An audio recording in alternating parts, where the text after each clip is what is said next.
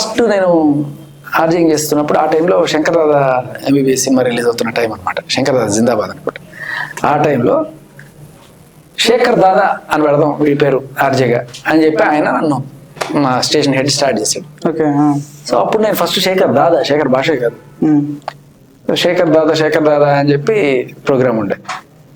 తర్వాత ఎప్పుడైతే స్టేషన్ మారిపోయి వేరే స్టేషన్కి వెళ్ళాను, నువ్వు అదే పేరు పెట్టుకుని ఈ స్టేషన్లో చేస్తే మనకి ఆ స్టేషన్ రికాల్ వెళ్తుంది, నువ్వు అలా చేయొద్దు, వేరే పేరు ఏదైనా పెట్టుకో, శేఖర్ దాదా కాదు, శేఖర్ ఇంకేదైనా పెట్టు, ఇంకేదైనా పవర్ఫుల్గా అలా ఉండాలని చెప్పి.